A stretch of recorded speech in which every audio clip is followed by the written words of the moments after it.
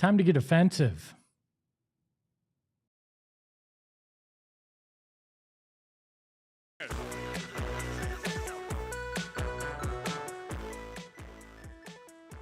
Welcome into Southwest Bias, brought to you by our friends at Gila River Resorts and Casinos. You do you at Gila River Resorts and Casinos. And we're live from Studio K, brought to you by our friends at Circle K. Become a member of the Inner Circle today. It's super easy. Download their app and join for free. Let's talk Cardinals. We've talked about them a lot this week, but quite frankly, this is a huge weekend for the Arizona Cardinals. They can go 3-0 if they go into San Francisco and they beat a Mac Jones-led 49ers team, a team that's been more decimated by injuries than the Cardinals have. A team that, if you want to wind up being the kings of the NFC West, you're going to have to beat. And you need this win this weekend to show that you're not fraudulent. As our friend Johnny Venerable likes to say, they have to prove they're not frauds. It's going to be tough because Will Johnson is potentially out. They've obviously got a depleted secondary. This is what Will Johnson had to say about his chances to actually play this weekend.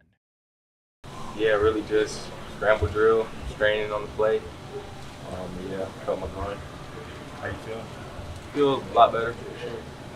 Think you'll be able to go this weekend? Really just taking it day by day right now. Are you optimistic that you might be able to go this week? Yeah, I'm optimistic about everything, really. I'm just going to say it. I'm not fully confident that he's actually going to play. In fact, I probably am less confident after hearing that than I was previously. They're going to monitor it. I don't think he's going to play this weekend, which means you're going to have to rely on a lot of guys you did not expect to have to rely on in that secondary. It also means that you can't leave it all up to your defense like you have the first few weeks. You can't put your defense in that position. It is unfair and it will hurt you. You think that these games have been close the last 2 weeks against the Saints and the Panthers? If you put this on your defense this week on the road in San Francisco, I don't care if it's Brock Purdy, Mac Jones, or Steve Young decides to come out of retirement in his almost 60s and go out there and play, you are going to be in trouble. You need the offense to step up in the biggest way possible. And we've talked about the targets for Marvin Harrison Jr. this week. We've talked about how the run game struggled. Doesn't matter. This week, week 3, Drew Petzing, Kyler Murray, Marvin Harrison Jr. have to come out and make a statement. They have to come out and say, forget the doubters. We're here to win. Now, Kyler Murray and Marvin Harrison Jr. talked about the targets and the passing yesterday, and this is what they had to say. You know, I say it every time, like, do I wish all of them could get 10 targets a game? Of course. There's only one ball. You know, we've been playing this game for a long time. We all understand how it goes. Some days he's going to get 10, some days he might get 3, whatever it is, and Mike might get 8. You know, you never know. But each one of those guys are ready to make plays and do their job at a high level. No, we got a great group of dudes that, you know, I'm sure, you know, inside, yes, they all want the ball more. I want to give them the ball more. But yeah, that goes back to the first question. Like, yeah, we have to run the ball. There has to be at times we got to run the ball. We got to hand the ball off. Do I wish we could throw it every play? Of course. But that's just not how this game works. You know, so we got to keep the defense honest. But yeah, I'm sure everybody wants the ball more. Yeah, that's a silly conversation, really. We're 2-0. That's the most important thing. I got two big games coming out. One big game this week, so that's really my only focus. Everybody wants the ball. That's just no. Anybody that's a competitor loves the game, loves what they do. Everybody wants the ball. They want to impact the game. But most importantly, it's all about winning. It's always frustrating when, you know, you may not get the impact that you kind of want in the game, especially when you put in so much work.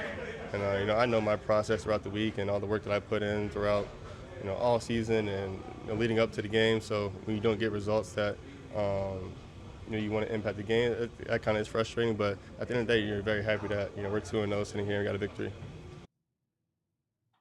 Espo, Yeah. does Marvin Harrison Jr. have a bad side or just two good sides? Two good sides.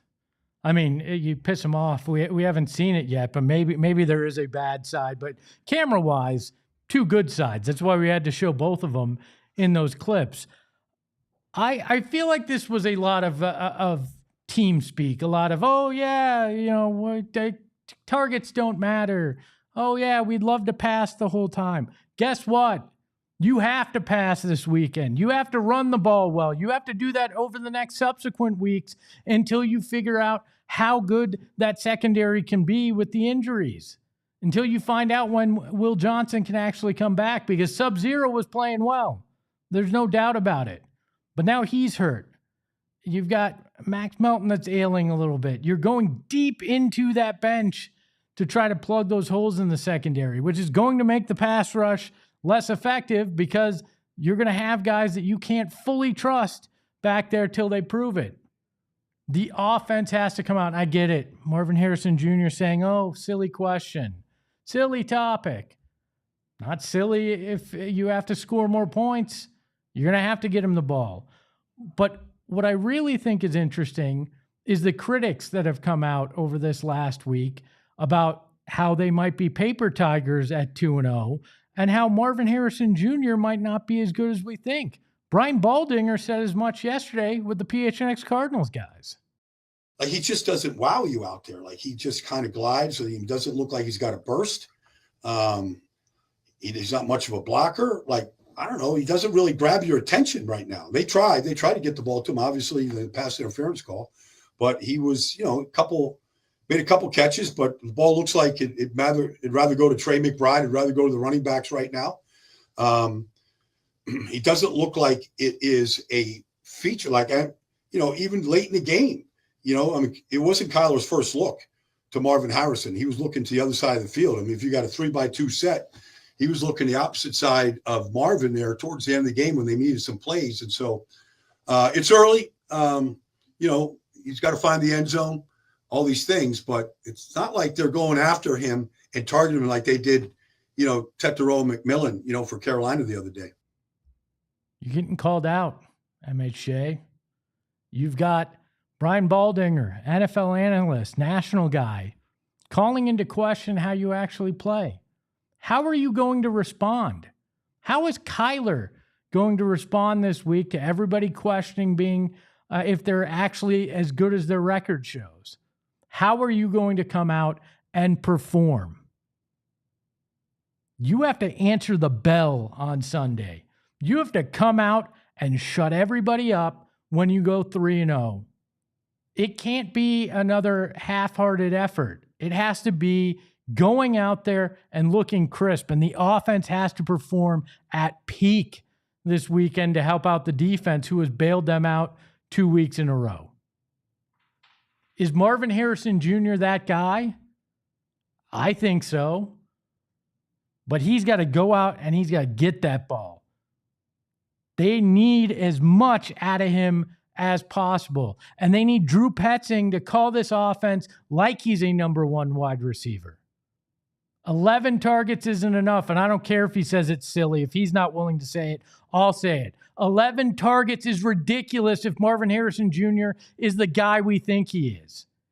Go out there and shut everybody up on Sunday with a big performance from the offense and a big performance by MHJ.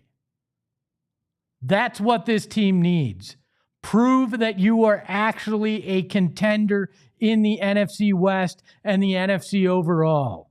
Go out there and beat the 49ers at home and do it in a fashion that shuts everybody up. That's what has to be done this Sunday. Quiet the doubters and prove yourself on the offensive side of the football. But maybe that's just my Southwest bias. We welcome in the beard and the dreads behind the Mac. It's Kevin. Kevin, how are you, my friend? Hello, everyone. I am good. It is a good morning. Happy Southwest bias Thursday. Wow. Yeah, I think we can make this permanent. You look great in the sun. I'm just going to tell you. You look perfect in there. The smile, everything works. Kevo, it is great to have you on the program. Am I wrong? And yes, you're allowed to disagree with me here. Am I wrong in that this offense needs to step up in a big way on Sunday? I don't know if you're like truly. I can't really say if you're wrong, but I will say specifically on the targets side of thing, you're 1,000% correct to say that 11 targets is kind of ridiculous for a guy that you took with the draft capital that you did of Marvin Harrison and the talent that you believe that he has, right? There are receivers that, if Marvin Harrison is who you think he is, are getting dramatically more targets with dramatically less ability than Marvin Harrison, right? So if you're Drew Petzing, you have to find a way to maximize the talent of Marvin Harrison because he's not a bum. Marvin Harrison's not bad. In fact, he's quite good. He's the opposite. I think you see a lot of this in the NFL, right? Highly talented guys in situations that are not maximizing what they can bring to the table. And hopefully, if you're Drew Petzing, you've gotten out of this with 2 victories, right? You hopefully have time to right this ship, even though if you're a Cardinals fan, you're like, you kind of had the whole offseason to figure out how to maximize Marv. So it is alarming, though. I will say that. Thank you to everybody, the biased in the chat, Champ, Traquan, Johnny. Hi, Johnny. And Traquan McHurdle says, I'd rather have a balanced, effective attack in all 3 phases instead of one guy balling out respectively. No, I agree. You need it in all 3 phases, but I need to see the offense take that big step to take the pressure off, in particular, the defense. And I feel like you have to have Marvin Harrison Jr. being one of those guys. Otherwise, it's just not going to happen on Sunday. Kevin, I think we need to head to the Mets crapping the bed update desk. Do we have that? Yeah, we do. The Mets, are they still crapping the bed? Let's check it out. Yes, they lost again. They lost to the Padres last night. Diamondbacks didn't do their part. They lost in extra innings after an unbelievable performance by Brandon Pfaadt. One run in 9 innings, or no runs and 1 hit in 9 innings he gave up. And the D-backs gave him no offensive run support. They lose an extra. So there's still a game and a half back of the Mets. If the Mets lose to the Padres today, let's go Padres. They'll only be a game back entering this weekend series. A couple other things that I saw while scrolling the internet. This morning, this came out about the ASU Sun Devils football program. They're actually going to play a game apparently in Wembley Stadium in London next season against Kansas. It'll be the first ever college football game in London. Do we have to call it soccer when it's there? Because soccer is called football there, and soccer is soccer here. We can't call it football. It's going to be college soccer, right? Isn't that what we have to do? Why are they playing a game in England? I do not understand why we've decided to take college football, in particular the Arizona State Sun Devils, that great England heritage, and go over and play at Wembley Stadium. Like, why? Just because we say we can? I don't get it. We welcome our Wildcat back in. Kevo, would you like to weigh in on this? Yeah, I'm just going to say if America doesn't want to watch Sam Levitt, maybe England will. He's not going to be there. He's going to be the Bears quarterback next year, I think, probably. But we will see about that. And one other thing I saw last night, obviously, the Mercury won against the New York Liberty 86-60, a complete domination in Game 2 to force a definitive Game 3 back here tomorrow night at PHX Arena. But my favorite part of the evening was in the post-game press conference when the Mercury's Big 3 talked, and Satu Sabale said this. In front of your X Factor. Louder than here. Oh, you said, you know what? It will be lit. I love playing in Phoenix. It is, the vibe is unmatched. Like, every time I played in Phoenix as an opponent, I was always thinking, this is good. But now just like feeling it, being embraced by the fans, they will stay till the end of the games. Like today, you looked in the stands, they were already leaving a little bit. Our fans would never leave. Like they're there, they're backing us up, they're talking from the sideline. Like it's different. It's different. Satu, do not back down. I don't care what your teammates' faces looked like when you said that. There's no doubt the X Factor is the best crowd in the WNBA, the loudest, the most loyal. Don't back down from that. The New York Liberty crowd sucked for multiple reasons. You don't have to back down, A, because you're not going back there in this series, so who cares? They can boo you next year. But B, pump your own crowd up. Get them out there and make sure that they're as loud as we've ever heard, because you can win that series and you can push further into those playoffs, because we know you guys have championship caliber. On the other side of this break, Adam Hogue, the All-City NFL analyst, is going to join us to give us his thoughts on the Cardinals, if they're real or the pretenders, right after this. All right, Phoenix, whether you're gearing up for game day, which we all are as Cardinals fans, winding down after a hike up Camelback, or just trying to recover from another brutal loss. It says to enter a team here, but I think we can just say brutal loss and everybody knows that's Arizona sports. You got to do it with the Zen Leaf Dispensary. Zen Leaf is your go-to spot for cannabis. It's flower, vapes, edibles, and more. I'm an edible fan. All from the brands you trust, with locations across the valley. Chandler, Gilbert, right near my part of the East Valley, North Phoenix, and more. It's easy to swing by before kickoff or order online for express pickup after a workout. I don't work out, but I'll try the express pickup for sure. And check this out, for a limited time only, you can use the promo code ZENPHNX. You're going to save 50% off. That's half off. I know math, even though I may not look like I do. That's right, 50% off just for watching this thing or listening to me. It's that easy. You can use that code once, so make sure to stock up on this amazing discount, whether you've been around the block or you're trying things out for the first time. The Zen Leaf crew will make sure you leave with exactly what fits your needs. No guesswork. No, I think maybe this will be it. They will help you out and figure out what you need. So next time you're pre-gaming, post-gaming, or just need to chill after a rough fantasy week, which is every week for me, head to their website in the link in our description below, or visit any of their 8 Valley locations to find your Zen. And don't forget, for a limited time only, use that promo code ZENPHNX to get 50% off your one-time purchase. Zen Leaf, great weed, great service every time. And our friends at Mountain America Credit Union. I tell you about the MyStyle Checking Account often on this program because I believe in it. You want a checking account that fits your lifestyle, and the MyStyle Checking Account does just that. 1.2 million people are with Mountain America Credit Union, and they know how important the MyStyle Checking Account is, because you get restaurant deals, mobile phone protection, telehealth access. We all could use a little ways to make our health better, and you can do it through telehealth. Identity protection. You don't want my identity, but somebody might want yours, and you want to protect that. Loan rate discounts, offers on travel events, and so much more. Make MyStyle your lifestyle, not this style. They're My Lifestyle Checking Account, our MyStyle Checking Account at Mountain America Credit Union. Visit macu.com/MyStyle to apply. Insured by NCUA. Membership required based on eligibility. Some benefits require no cost registration and activation. Terms and conditions and exclusions apply, like everything in life. I teased it before the break. We've got All-City NFL analyst Adam Hogue joining us on the program. Adam, how are you? What's up, Espo? I'm good.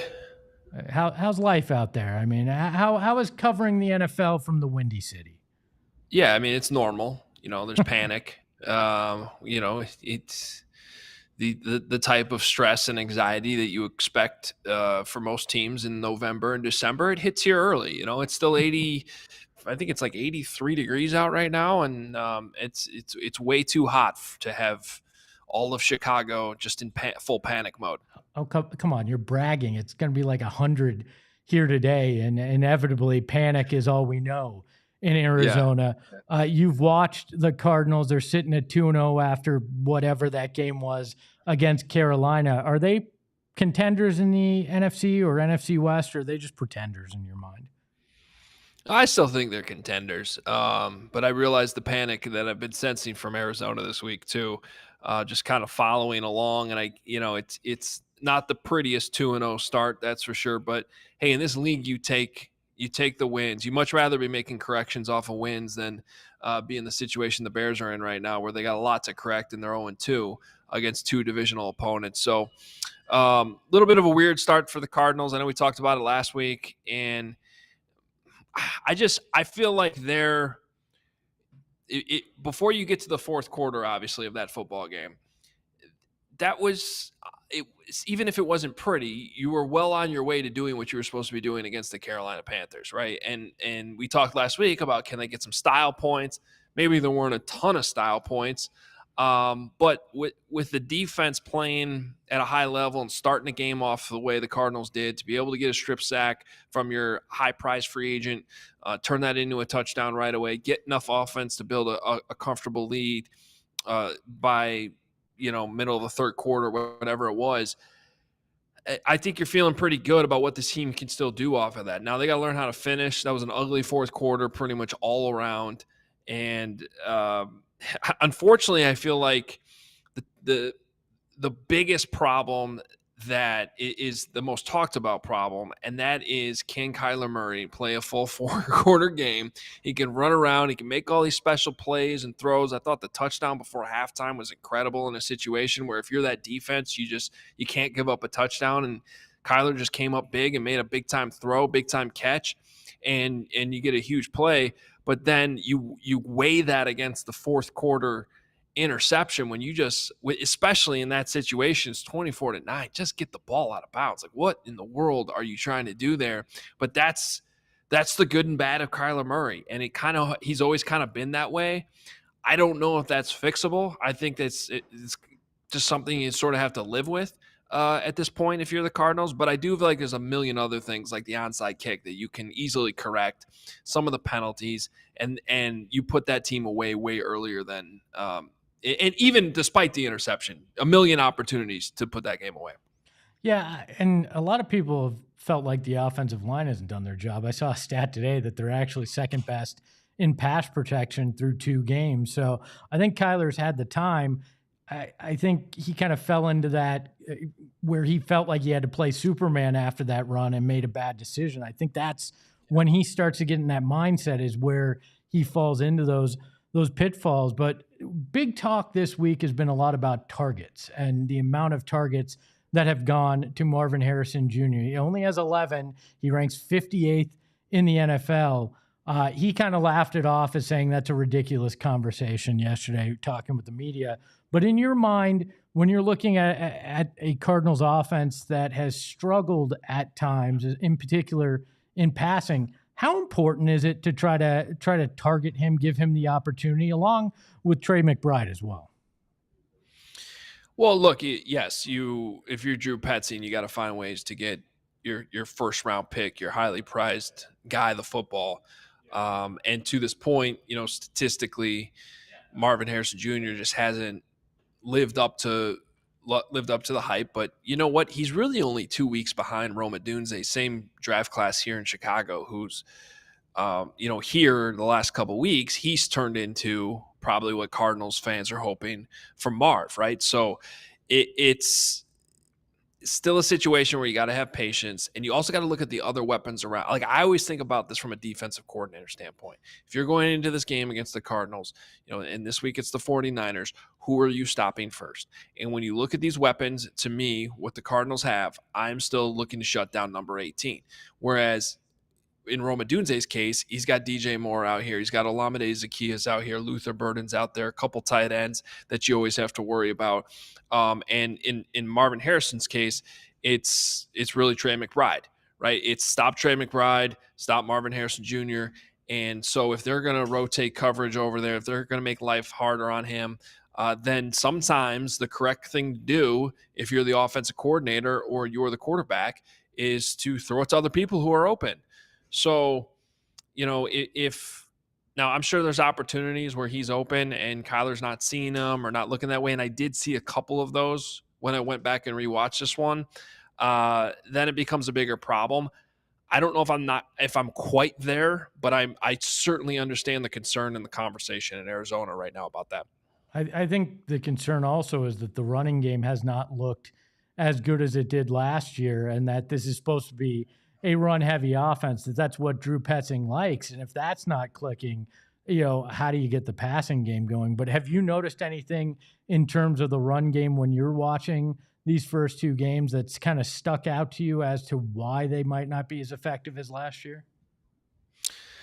Well, the specifics, I'd probably have to watch it a little bit closer. But it seems like it's a combination of, and this is where things get frustrating, because if it's not just one thing, it's harder to fix. But, is it partly scheme? Is it partially, here's just one mixed block? You hear offensive coordinators talk about that all the time, right? Like, you're just one block away from springing a big one. And then sometimes it's just the running backs not, having the right amount of patience or not having the best vision.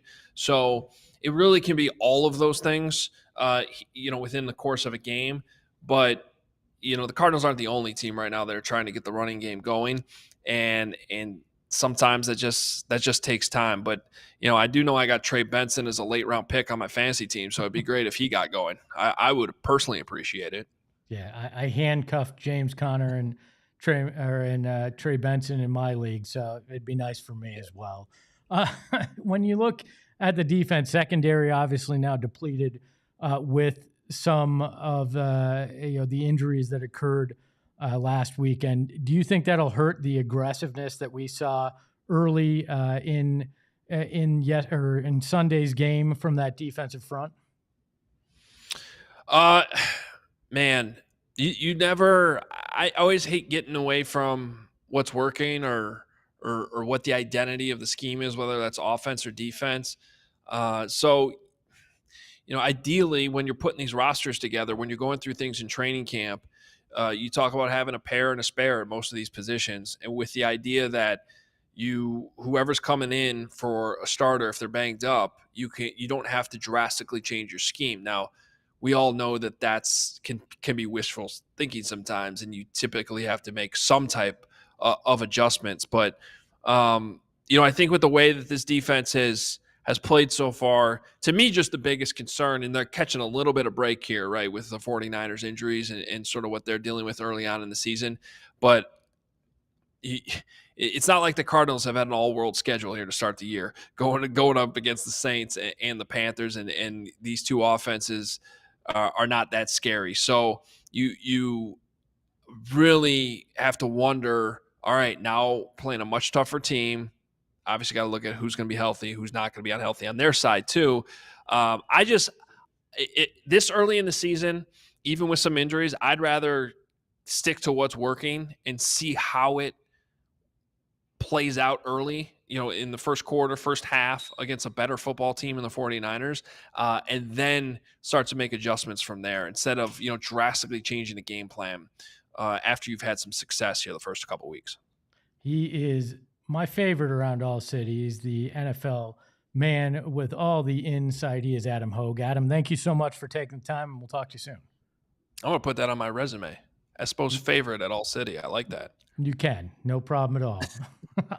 I'll even be a reference if you ever need it. So we'll talk Thanks, to you soon. Espo. Appreciate it, man. Appreciate everybody. That is another edition of Southwest Bias in the books. Big shout out to Kevin behind the Mac filling in for the mustache. You can follow him at Kevo Posts.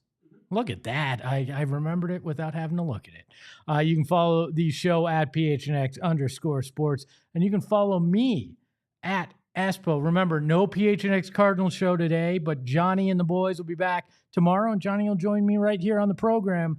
So until next time, let's just get an offense that actually clicks. Ahoy, hoy.